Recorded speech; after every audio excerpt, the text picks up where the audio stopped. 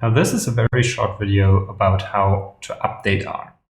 In case you're on Windows, that's actually quite straightforward because there is like proper package that facilitates the updating process of R.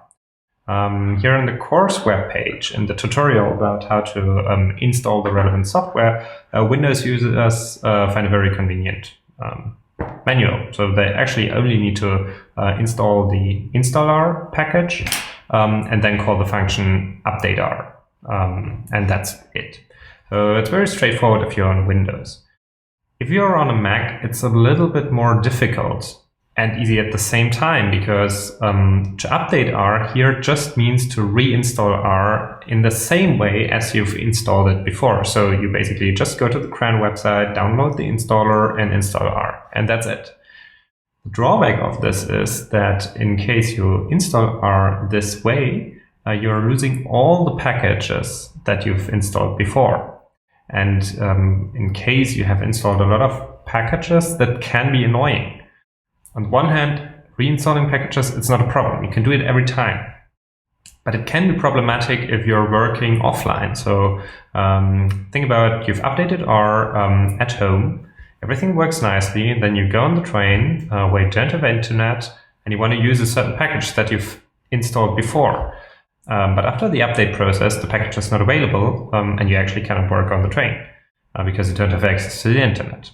And that is obviously very annoying. So there are some good reasons that after updating R, reinstalling all the packages that you had installed before the update process. And to do so, I actually prepared a small code snippet in the tutorial that actually helps you to do that, because it's sometimes, especially if you have a lot of packages, it's quite difficult to keep track of all the packages you've actually installed. So what you should do is you open RStudio, you take this code here from the tutorial page, and you actually just copy paste it, paste it in the console, and you press enter. Now, what this code does, it saves in your current working directory a file called r_packages.rda. And in this file, what we actually done is we saved a list that contains all the names of the packages that you've installed. And what we will do is we will now reinstall R and then open R again, read this list of package names, and tell R to install all these packages mentioned in the list. And this way, we can actually get back to the situation that we've been into in terms of packages before updating R. So here, you actually just go to the CRAN website, you go here, you look for R macOS, you download the version that is relevant for you,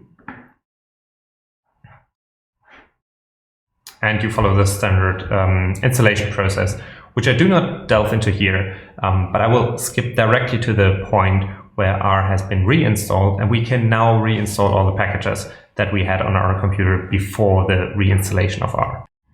So you now open RStudio, and the first thing you need to make sure is that your working directory contains the RDA file that you have saved previously. If you don't know what a working directory is, don't bother for it for now.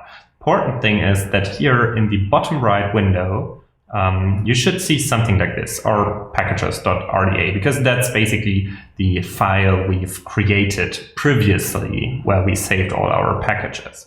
If you don't see it here, you need to check out this path here, which might look differently for you, but that's the path to your current working directory. If our packages is not in there, what you do need to do is you need to go to your Finder. You need to locate this file, our packages.rda.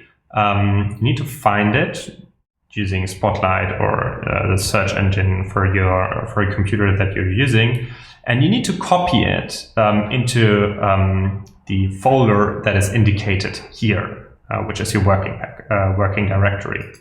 And once you've done that, you can basically go back to the tutorial, and you can basically copy-paste this code here. And you go back to RStudio, you copy-paste it, and you press Enter. This should then actually start a process where you might be asked to update packages here. You can answer to this process by, usually it's a good idea to answer with yes. Depending on how many packages you have, this can be quite a lot of questions that you need to answer with yes.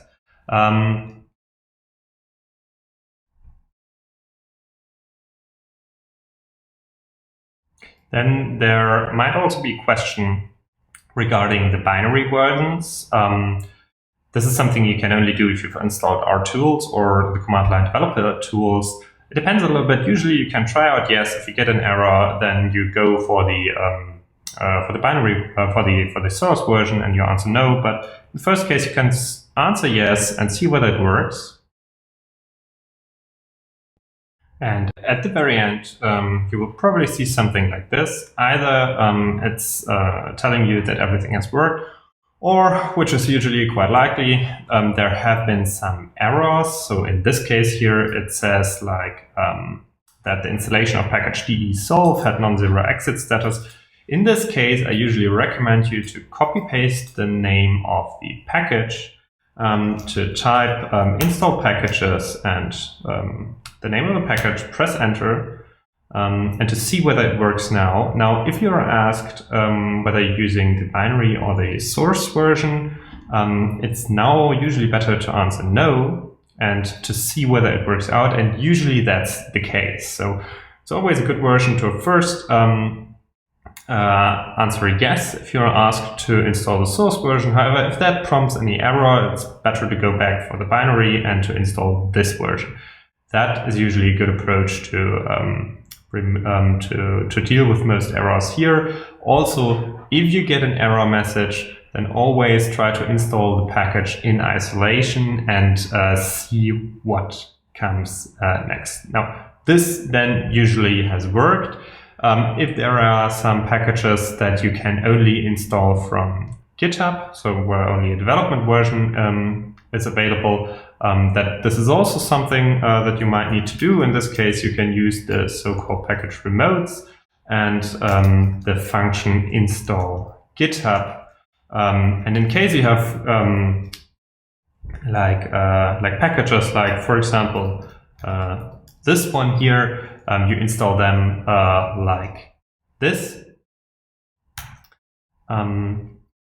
But in my case, I already have the most recent version available, and most of the time that is the process that I just outlined here is actually sufficient. And you can always install packages again later on. So there's no problem if something doesn't work right now and you know that's a package that you barely use. It might also be okay to ignore it for now and then to proceed with packages you've installed successfully, and then deal with the problems once they become actually relevant.